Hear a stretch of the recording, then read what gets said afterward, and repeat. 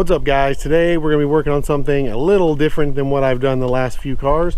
We're going to be working on this 2001 Mercury Sable, and we're going to be replacing a front wheel bearing.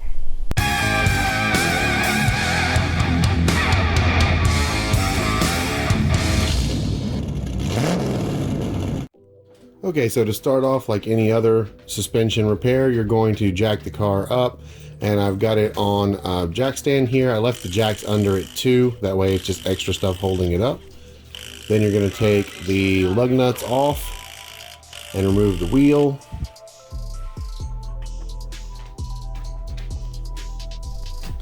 Next, you're going to need to remove the brake caliper. The easiest way to do this is the two 15mm bolts that hold the bridge to the knuckle. You can leave the caliper attached to the bridge, that won't be in your way.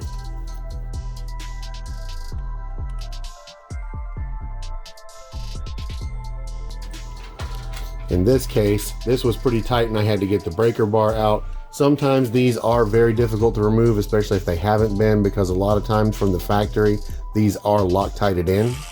But once you break them loose, they should come out pretty easy. Then just take the caliper and stick it up out of your way so that you've got room to work around it. Do not let it hang by the hose, as that can damage the hose and you don't want that.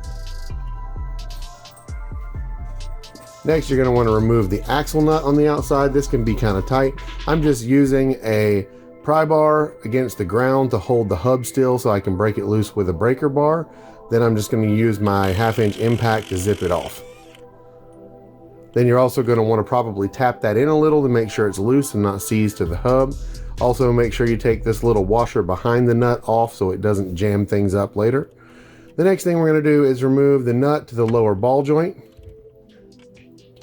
Had to use the breaker bar again there, then just zip it off. Then you're going to want to hit this and pry down to break it loose from the ball joint. And I will go ahead and warn you, this will be very difficult to remove because the ball joint stud is so long. In this case, I had to use this specialty tool to get it broken loose from the knuckle. And then to get it to come down far enough to come off of the ball joint, I would suggest taking the inboard sides of the control arm very loose, or even taking the bolts out of it. Because as you can see here, it does not naturally come down far enough for the ball joint stud to clear. But once you've got that out, it's just as simple as pushing the axle in to get it out of the way.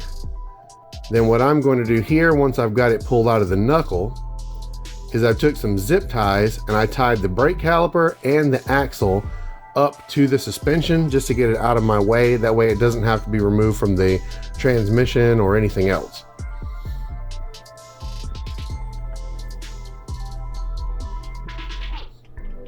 With that out of the way, you should have access to the three 15mm bolts that hold the wheel bearing in. These will be fairly tight, and once again, if they're in factory, are probably Loctited in. So my little 1/2" impact, which isn't all that strong, could only take one of the bolts out by itself. So I had to get the big breaker bar out again just to break this loose enough to get everything out. And once again, the control arm will be in your way. It may be, I would suggest, better to take the control arm completely out. It would make this job a lot easier. It's just not the way I did it this particular time.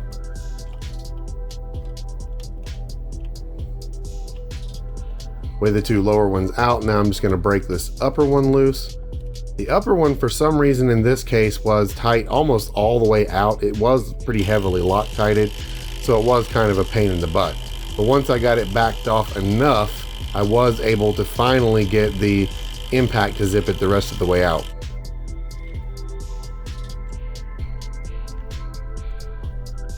With those out, the knuckle and hub should just separate like this. If it's pretty rusty, you may have to get a hammer in here to get it to come loose. This one was really easy and came right on out.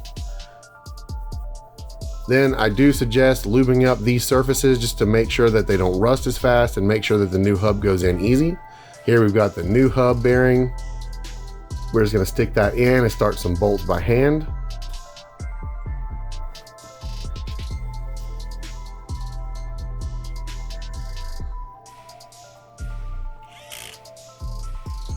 Then I just snugged it up with the impact to hold it in place good, but you do not want to do final impact or final torque with the impact, because these do need to be torqued to spec. If you do not and you get them unevenly torqued, it can cause warpage of the race and cause the bearing to fail prematurely.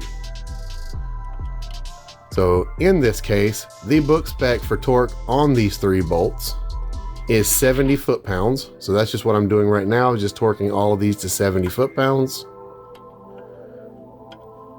It can be kind of tricky getting this torque wrench in here, but it is important, so don't skip this step.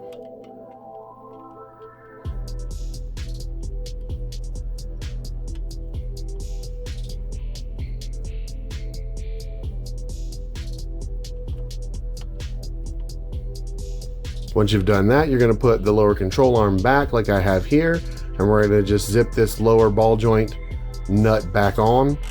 If you have problem with the ball joint stud spinning like this and not allowing the nut to go back, you can put a jack under the control arm and that should fix it. Then you're going to torque the axle nut to 184 foot-pounds. That's the book spec on that. And once you've done that, it's just as easy as putting the brake caliper and the brake rotor back and tightening the 2 15s that hold it on.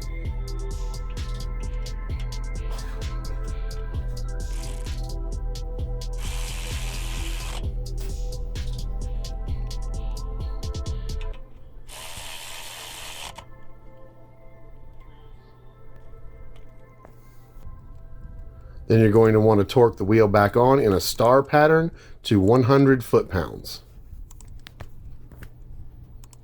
And that is it. That is all there is to it. It is all set to go now. I'm just going to test drive it one more time and we should be ready to roll. So make sure you drop this video a like if it was helpful to you at all. If you're new to the channel, make sure you subscribe so you see more automotive content. And I'll see you guys in the next video. Thank you for watching and peace.